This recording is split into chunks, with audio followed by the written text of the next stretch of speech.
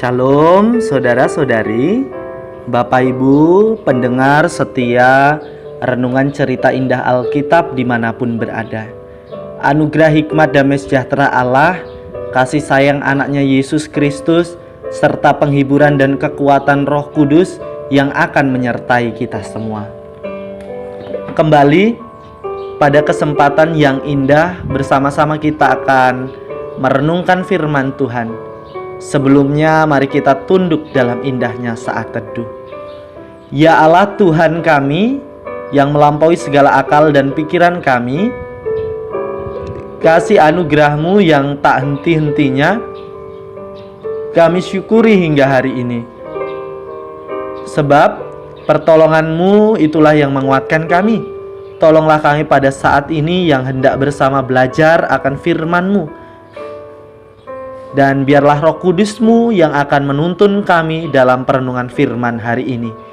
Sehingga segala tulisan yang Tuhan ilhamkan kepada kami, jadikanlah itu bermanfaat untuk mengajar kami, menyatakan kesalahan-kesalahan kami, untuk memperbaiki kelakuan kami, dan untuk mendidik kami ke dalam kebenaran Tuhan Yesus Kristus, Allah yang sejati. Amin. Saudara-saudari, Bapak Ibu, pada saat ini tema kita adalah janganlah jemu, terambil dari Galatia pasal yang ke-6 ayat yang pertama sampai yang ke-10. Saudara-saudari, setiap orang pernah berada pada titik di mana merasakan jenuh atau bosan untuk berbuat sesuatu. Contohnya yang masih sekolah bosan untuk belajar, yang bekerja bosan untuk bekerja karena mungkin berat, lelah ataupun tidak memperoleh hasil. Atau bosan untuk beribadah karena sudah merasa cukup banyak kegiatan rohani yang diikuti.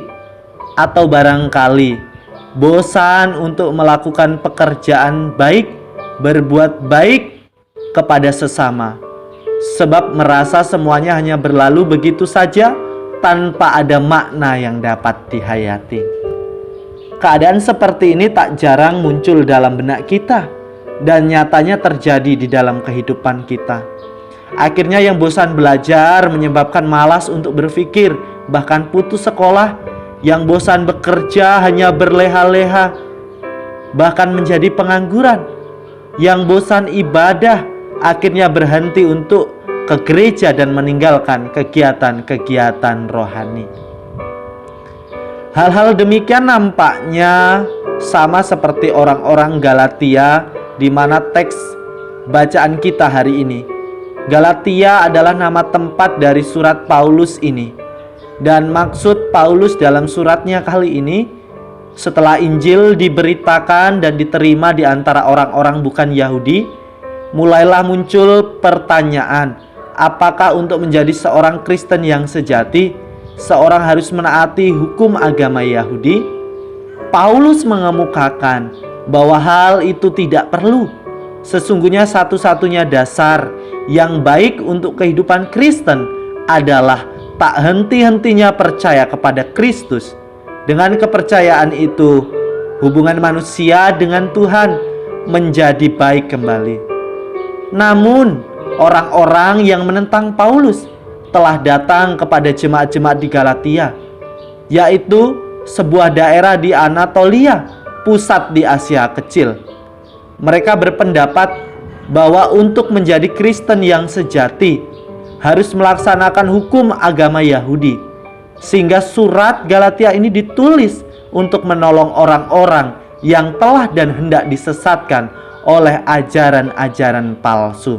Nah, saudara-saudari yang terkasih di dalam Kristus, Galatia pasal yang ke-10, pasal yang ke-6 ayat yang pertama sampai yang ke-10 merupakan aspek praktis dari Injil Kristus yang disampaikan oleh Paulus, yang menjadi bagian dari orang percaya melalui kasih dan anugerah Allah serta tanggapan iman pertobatan mereka. Di pasal yang ke-6 ayat yang pertama sampai ke-5 memberi kita pedoman yang secara spesifik tentang bagaimana berurusan dengan saudara-saudara Kristen. Sedangkan pasal yang ke-6 ayat yang ke-6 sampai yang ke-10 memberikan pesan moral untuk tidak jemu-jemu melakukan perbuatan baik. Dalam hal ini ada dua hal yang mau disampaikan. Pertama, mengenai tanggung jawab moral bagi orang percaya, dan yang kedua mengenai bimbingan bagi orang percaya itu sendiri. Kita mulai di ayat yang pertama. Saudara-saudara, kalaupun seorang kedapatan melakukan sesuatu pelanggaran, maka kamu yang rohani harus memimpin orang itu ke jalan yang benar dalam roh lemah lembut, sambil menjaga dirimu sendiri supaya kamu juga jangan kena pencobaan. Kemungkinan berbuat salah terbuka bagi setiap orang. Tugas kita bukan menghakimi, mengkritik, menggosipkan, menjelekkan, tetapi tugas kita ialah menolongnya. Menolong orang yang jatuh adalah gaya hidup orang yang rohani. Orang rohani harus memimpin orang yang jatuh. Maksudnya membuat mereka kembali ke dalam keadaan baik. Pada saat yang bersamaan kita diingatkan agar tetap waspada terhadap berbagai kemungkinan kita ikut jatuh dalam jebakan dosa. Saudara dan saudari yang terkasih, kata memimpin di ayat ini dalam bahasa aslinya merujuk pada pengertian memulihkan. Kata ini dipakai dalam Perjanjian Baru untuk membetulkan jaringan, menyempurnakan watak manusia. Jadi memulihkan seseorang berarti memimpin orang itu kembali kepada pertobatan yang benar dan penyerahan sepenuhnya kepada Kristus dan ajaran-ajarannya. Hal ini meliputi tindakan disiplin yang dilaksanakan dengan lemah lembut. Teringat akan firman, besi menajamkan besi, manusia menajamkan sesamanya. Itulah yang diajarkan.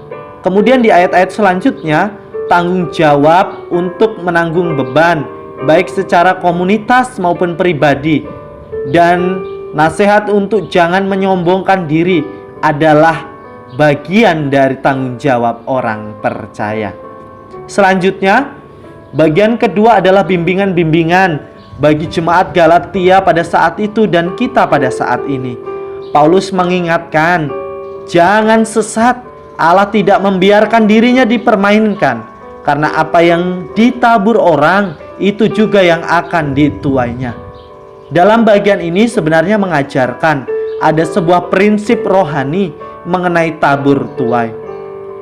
Hukum ini mengingatkan sekaligus mengajarkan hikmat kehidupan, yang kita tabur itu yang kita tuai.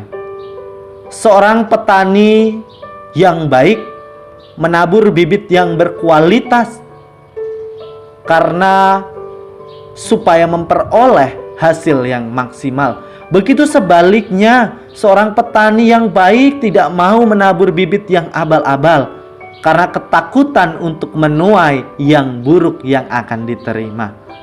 Sejalan dengan itu, mengajarkan kepada kita semua, taburlah kebaikan, maka kamu akan memperoleh kebaikan. Tapi jangan sekali-kali kamu menabur kejahatan, maka tidak heran kejahatanlah yang akan kita tuai di kemudian hari. Janganlah kita jemu-jemu berbuat baik, karena apabila sudah datang waktunya, kita akan menuai jika kita tidak menjadi lemah. Kata jemu ini menunjukkan juga jangan kehabisan tenaga, jangan kehilangan semangat untuk melakukan pekerjaan. Kita diingatkan akan apa yang terjadi, keuntungan berkat rohani.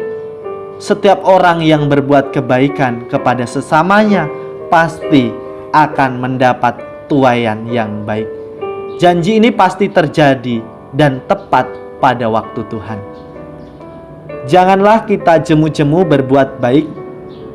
Bagian ini merujuk kata aslinya jangan putus asa, jangan patah semangat, sebab di dalamnya kita akan memperoleh berkat yang berlipat-lipat. Seringkali orang Kristen merasa jemu dengan hal-hal yang harus mereka lakukan sesuai dengan panggilan mereka. Nasihat ini merujuk pada motivasi sekaligus harapan untuk terus-menerus tak jemu-jemu melakukan segala yang baik, sebab pastinya kita akan memperoleh imbalan. Namun terkadang yang membuat kita kecewa saat kita berbuat baik kepada seseorang, malah orang itu berbuat jahat kepada kita. Sehingga muncul, apakah hukum tabur tuai ini tidak berlaku? Masa kebaikan yang saya tabur malah memperoleh balasan kejahatan? Sesungguhnya kebaikan yang kita tabur tetap akan kita tuai. Dari siapa saja, yang terkadang bukan orang yang kita bantu atau kita tolong saat itu, tetapi Tuhan akan memakai banyak orang yang bisa mengembalikan upah dari kebaikan kita. Karena itu, janganlah jemu untuk berbuat baik. Yakinlah bahwa kebaikan kita akan dibalas oleh Tuhan dengan cara Tuhan yang begitu sempurna. Saudara dan saudariku yang terkasih, hal ini dikondisikan pada tanggapan iman kita yang harus terus-menerus berkelanjutan.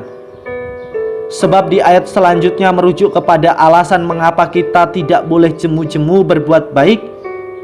Sebab selagi masih ada kesempatan, selagi masih hidup, dan selagi kita masih memiliki waktu untuk berbuat kebaikan, taburlah kebaikan. Menghayati tema besar kita, menerima Roh Kudus dan mengambil peran pelayanan.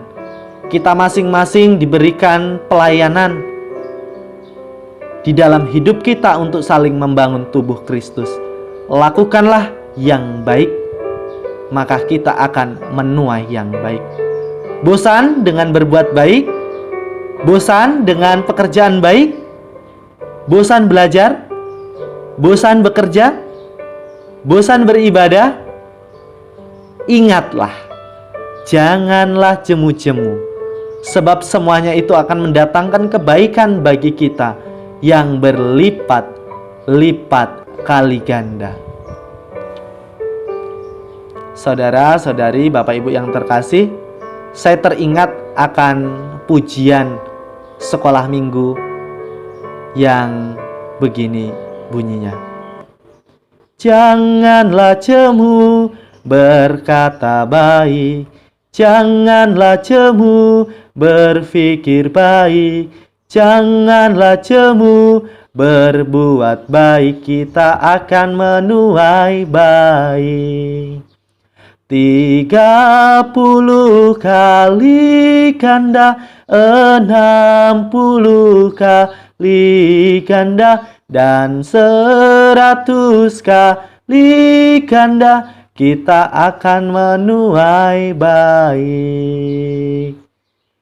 Janganlah jemu. Demikian perenungan firman Tuhan hari ini. Kita bersyukur. Syukur bagimu ya Allah atas firman-Mu. Materaikan dalam hati, pikiran, dan kehidupan kami. Dan mampukanlah kami bukan saja menjadi pendengar firman-Mu, melainkan menjadi pelaku-pelaku firman-Mu yang sejati. Terpuji Engkau kekal selamanya. Demi Kristus kami berdoa. Amin. Demikian perenungan kita. Shalom. Tuhan memberkati.